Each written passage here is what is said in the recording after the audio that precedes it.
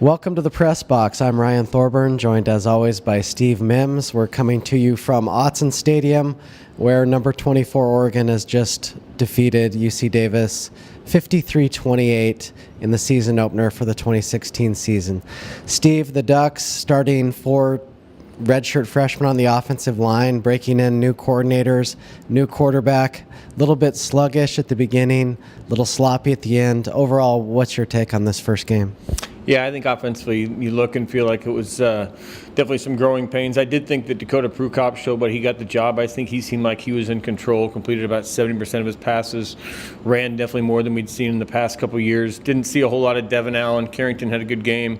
Stanford got a little banged up, so we didn't really see them putting all their weapons out there. We didn't see a whole lot from Taj Griffin, and Royce Freeman certainly didn't find a whole lot of holes. But I thought the performance of Dakota Prukop, the performance on defense of Troy Dye, who had 11 tackles, and other than a couple of fumbles, Charles Nelson really showed that he can be a weapon in special teams.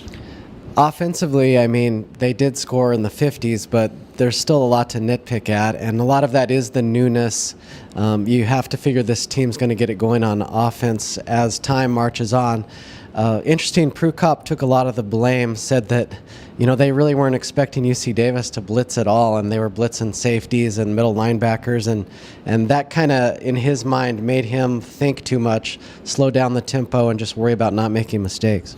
Yeah, he said they didn't put the gas pedal all the way down. He seemed to think that, one of those deals where game one, now you've had some live action, you've seen it. By game two, it'll be going a little bit more. And he indicated that he hoped that game one's kind of the one warm-up, and then they're at full speed next week against Virginia. We'll see, but you do get the idea. I mean, like I say, he at least seemed like he was control of the offense. We know some weapons are out there that he didn't have full use of today. So I think offensively, you like what you saw. Defensively, obviously Brady Hoke is the new defensive coordinator. This was his first game to get these guys out there. First snap, Henry Mondu gets a sack. It looks like they were really going to dominate. They seem to also take their foot off the gas pedal and made some key mistakes, allowed some big plays in the second half. You were able to talk to Brady afterwards. What was kind of his mood? Well, he seems somewhat encouraged. I mean, his point was, hey, we won the game, and he's learned through the years that you take the wins and you go on from there. So he was happy with the win. He thought they could fit the run a little bit better. He thought maybe there were some deep balls where there were some 50-50 balls where UC Davis ended up getting it. His point was that sometimes week 1 to week 2 is where you see the most improvement from defense. So he was encouraged that take this as a starting point and see where it goes from there against Virginia. You mentioned Troy Dye. He was outstanding. True freshman linebacker, really popped. You could really tell that he's a special player potentially. Charles Nelson, up and down day, just like the team. Some electrifying punt returns, kickoff returns. Also lost a couple fumbles, had some interesting action on 2-point conversions. Your thoughts on Charles, now an offensive player? Yeah, and it seemed like special teams, I mean, there were about 6 returns where it looked like he could have gotten to the end zone. I mean, really, there were 1-2 away. It seemed like anytime he got it and was able to get by the first guy, suddenly it seemed like there was a hole. He just couldn't get past that last guy. He said the first one he took his eye off the ball. The last one he was trying to do a little bit too much, but he didn't seem too concerned about the fumbles. Mark Helfrich said, he'd bet his mortgage on Charles Nelson. So I think they like the upside is that, just tell him to protect it a little bit more, and the upside he gives them is great. And yeah, it was interesting to see him on the 2-point conversions. He ran in the first couple, so kind of a new little switch that they later on then brought Taylor Alley back out to hold. So it just seemed like maybe getting Nelson out there to mix it up a little bit. Finally, the sellout streak at Autzen Stadium ends at 110 consecutive sellouts.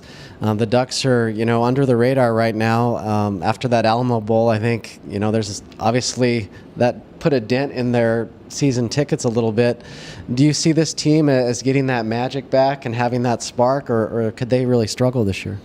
Well, I think they're getting some of it back. The one thing that hurts them a little bit is next week. I don't know if you may sell out now. Virginia lost to Richmond today. That suddenly doesn't, it's a Power 5 team, but suddenly doesn't look like a great matchup either. So it's a sluggish home start now with UC Davis and now Virginia, and then your big non-conference game is on the road, Nebraska, and then you're home against Colorado, which is down a little bit. So I do think that the schedule might take a little bit of time for fans to buy in a little bit. If this team beats Nebraska, gets to 5-0 heading back home, maybe some excitement builds. But it does seem like there's a little bit of the shine has come off coming into this season in terms of maybe the anticipation and the expectations.